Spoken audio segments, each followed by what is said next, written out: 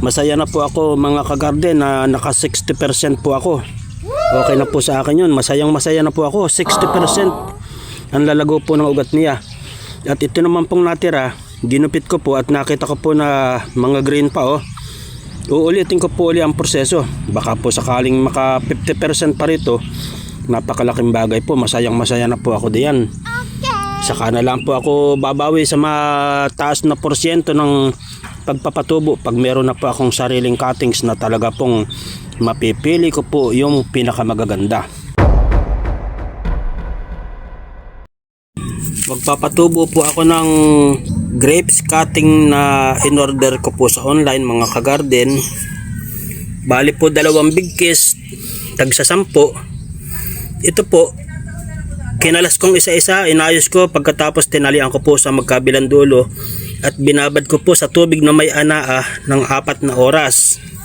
Nagtimpla po ako ng 1 litron tubig, 1/4 kutsara ng anaa at binabad ko po ng 4 na oras at tinalian ko po na ganyan. Nagtimpla po ako ng 2 tabo na kokopit, 2 tabo na buhangin, pagkatapos po ay 1 tabo ng vermicast. Iyan po ang aking pinaghalo-halo, yung 3 po na yun. Nilagyan ko po muna yung kalahati, tapos po ibabasahin ko, saka ko po ipapatong yung binigkis na cuttings. Nakaisa na po ako. Yung pong kanyang pinagbabarang ay pandidilig ko, didiligan ko po muna, saka ko po ipapatong yung cuttings.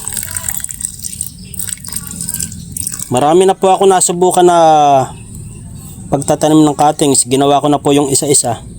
Pero ito naman po ang aking susubukan. Ganyan lang po. Baka po mas okay.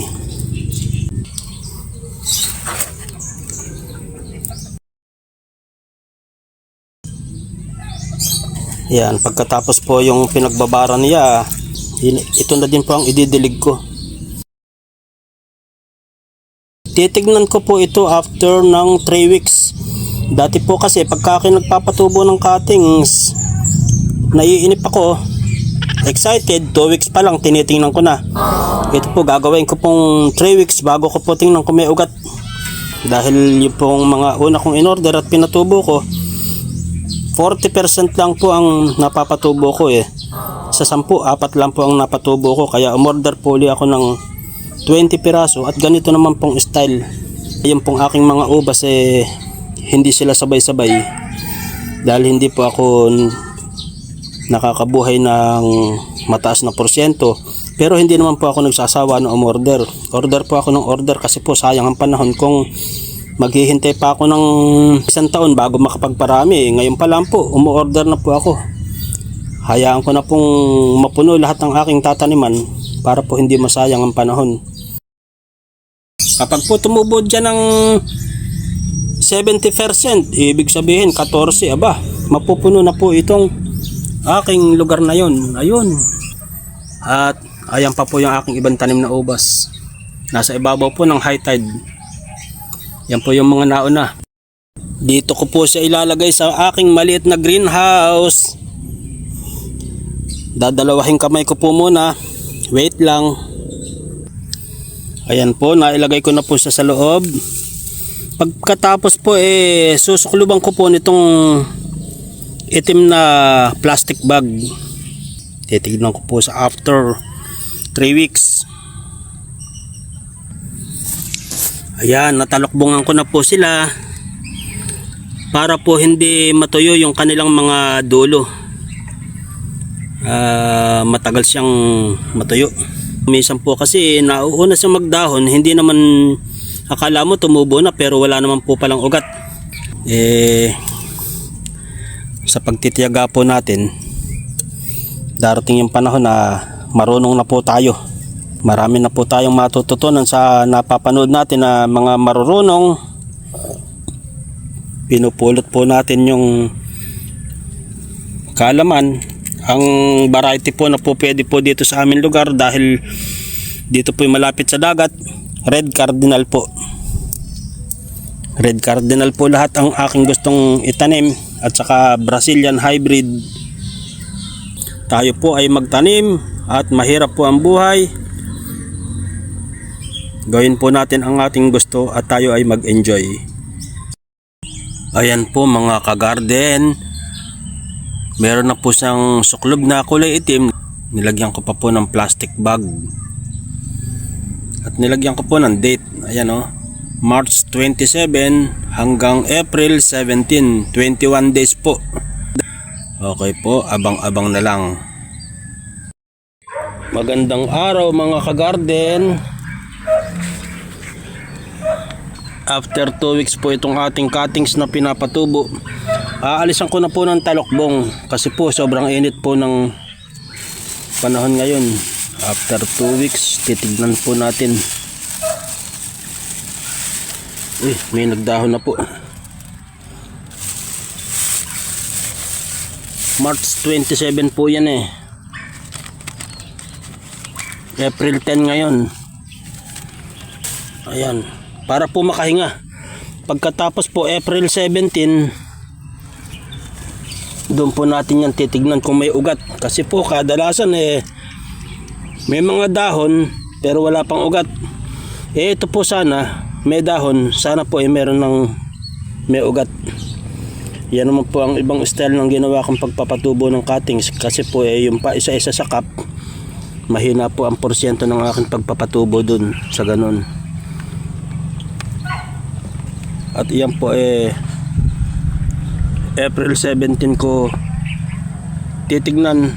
At pag may ugat ililipat po sa tigi-tigis bawat isa dito po. Sana po may mga ugat na. Okay po, at hintayin na lang po natin ang April 17. Magandang araw po mga kagarden. Ngayon po April 17. Kukuhanin na po natin itong ating cuttings na ubas na ating pinatubo sa ganitong paraan. Lago na po ng dahon Sana po may mga ugat. Dito po natin babaklasin. At pagka po merong ugat, isasali nating isa-isa ang mga may ugat dito sa black na plastic pot. Ayan po, actual ko po na ipapakita kung talaga pong ito nag-ugat. Ako rin po medyo kinakabahan pa. Wala po tayong experience sa ganito Uunahin ko po itong medyo mas malago.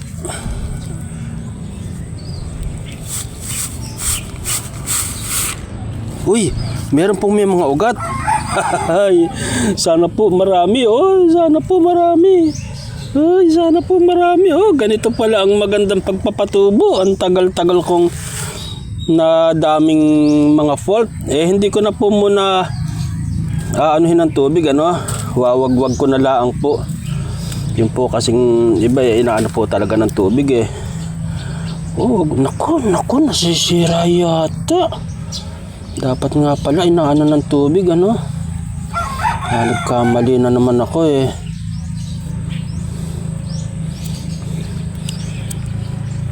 Dadalahin ko po sa gripo. Baka po magkabali-bali ang ugat dami pong natanggal ng ugat doon sa natanggal ng lupa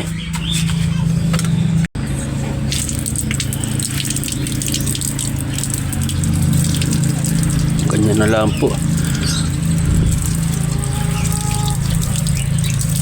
Di bali nang matapon yung lupa. Nako, sana may ugat lahat.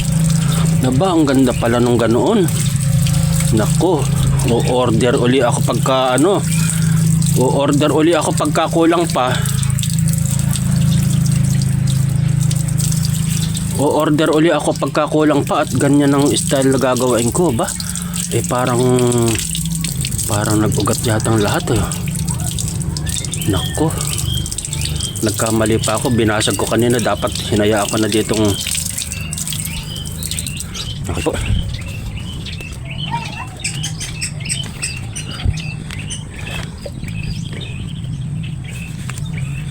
Titingnan ko kung ilan ng ugat. Ang dami pang natanggal na ugat nung natipak po yung lupa. Ang daming ugat Sana hindi nagkadikit-dikit, nagkakapit-kapit.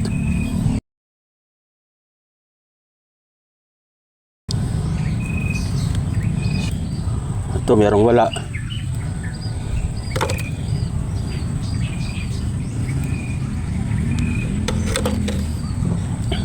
Ang sabi ko naman dati 70% lang magiging masaya na ako. Isa, kaya yung 10 makapito lang masaya na po ako. 2, 3, 4, 5, 6, 60% po ang nabuhay ko. 4 po ang hindi nag-ugat, pero meron pong bakat na parang mag-uugat. Ibabalik ko po ulit sa ganoong paraan. Tapos gugupitin ko lang po kung meron pang sariwa, tapos ibabalik ko ulit sa ganoong paraan. Tatabon ko po ulit. Okay po, naka 60% po ako. At ito naman po ang babaklasin ko doon sa gripo. Hindi ko na po ipapakita yung video. Dito ko na lang po ipapakita pagka po tapos ko ng hugasan. Dito ko lang po siya tatanggalin. Ayan po, meron din po mga ugat. Ayan po, may mga ugat din po. Doon ko na lang po hihimayin ng unti-unti sa gripo. Kasi matigas po ito, buhangin po masyadong mabigat